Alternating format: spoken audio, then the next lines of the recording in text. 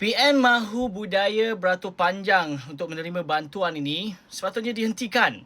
Guys, Assalamualaikum dan salam sejahtera kepada korang semua yang sudi menonton saja sembang aku Faizan. Alhamdulillah. Itulah petikan daripada Esrawani berita semalam 6 hari bulan 6 2026. Jom kita baca paparan ini.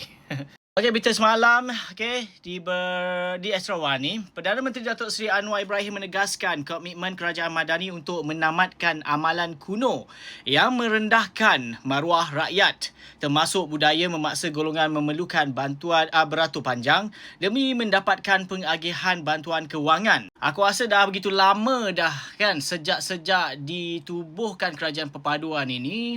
Dari segi pemberian bantuan tetap sama je. Okey, kena beratur juga kan. Tapi takkanlah time pilihan raya pula kan. Jom kita baca paparan ni pula. Beliau berkata pendekatan sedemikian tidak sepatutnya berlaku lagi dalam era digital kini kerana tindakan itu seolah-olah tidak menghormati rakyat serta menyamai sistem lapuk ratusan tahun dahulu. Saya tidak setuju kalau sekarang tahun 2026 rakyat masih lagi perlu beratur untuk terima bantuan. Ini bukan soal politik pilihan raya. Oh, okey. Jangan anggap rakyat itu hamba. Okey. Kita sekarang merdeka, berdaulat, rakyat ada harga, ada hak, ada kebebasan, ada semangat kemerdekaan, kata beliau. Anwar berkata demikian berucap pada majlis pelancaran belagi bla bla. Yang turut hadis Jurusan Agung bla bla bla. Hadis sama bla bla bla. Mengulas lanjut tentang reformasi sistem penyampaian bantuan, Anwar berkata kerajaan Madani kini mengutamakan kaedah penyaluran terus ke dalam akaun bank. Okey, bagi memastikan kebajikan warga negara terpelihara dengan penuh hormat. Aku nak tanya kat korang sebagai penerima bantuan yang basic lah korang sebagai penerima STR. Kenapa ada segelintir, bukan segelintir lah, sebilangan banyak juga sebenarnya. Okey, rakyat penerima STR masih lagi beratur dekat BSN untuk lakukan proses penunaian. Komen kat ruangan komen di bawah. Okey, kita sambung juga paparan ni. Beliau mempersoalkan keperluan mengekalkan kaedah lama sedangkan bantuan kewangan seperti sumbangan tunai rahmah STR dan bantuan awal persekolahan kini boleh dikreditkan secara langsung.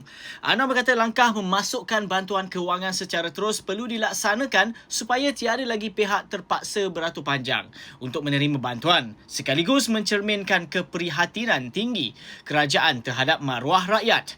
Dalam pada itu, Anwar berkata kerajaan komited dalam memastikan keadilan pendidikan menerusi jaminan kemasukan ke program matrikulasi bagi semua pelajar yang memperoleh keputusan 10A dan ke atas dalam peperiksaan sijil pelajaran Malaysia SPM tanpa mengira latar belakang kaum.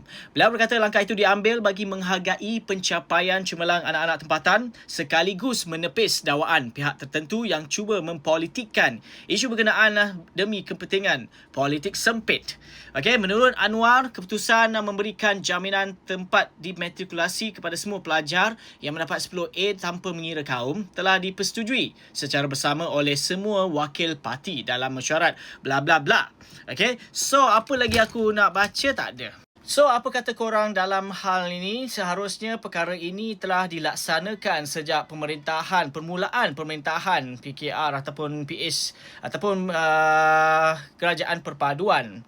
Okey, bukannya sekarang nak dekat-dekat pilihan raya barulah timbul kata isu-isu mengatakan seolah-olah menjadi satu hero untuk melaksanakan perkara yang dah lama dah sebati pun dalam diri rakyat mereka yang terima bantuan. Apa kata korang dalam hal ni? Komen saja di ruangan komen di bawah. Aku Faizwan. Assalamualaikum.